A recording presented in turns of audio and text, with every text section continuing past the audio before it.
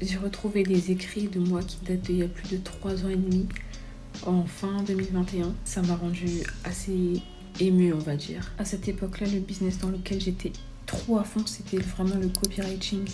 Et je me suis rappelé qu'il y a quelques mois, j'avais essayé de retrouver cette formation et je la trouve plus car les formateurs l'ont supprimée. Mais en fait, j'avais pris tellement de notes, j'avais noté toute la formation, elle durait 21 jours et j'avais noté chaque jour de la formation sur mon cahier.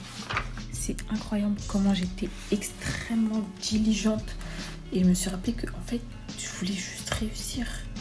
J'ai testé tellement de business, si je vous retrouve un peu, je vais tous vous les lister, tout ce que j'ai testé depuis 2018. Il faut savoir que je me suis lancée dans le business en 2018, entre 2018 et 2023, j'ai rien gagné et j'ai pas abandonné. Genre, j'étais quand même persuadée qu'un jour, j'allais réussir. J'avais juste envie de réussir. Quand je vois ce cahier, je me dis, mais pourquoi des fois j'ai la flemme en fait?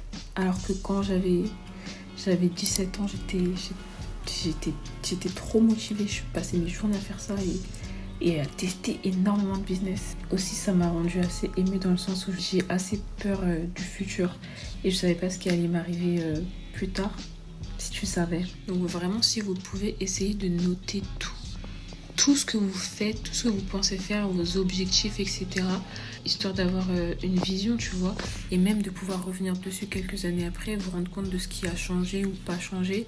Tout à l'heure, j'étais en train d'écrire, de répondre un peu à mes objectifs de 2022. Il y en a tellement que j'ai réussi, d'autres qui ont sauté, d'autres que je vais faire plus tard, que je prévois de faire dans les années qui suivent, et certains que j'ai fait sur différentes années, 2022, 2023, 2024 et 2025.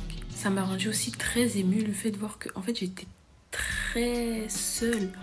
J'étais tellement seule et j'étais trop triste. Je voulais juste avoir par exemple un seul ami.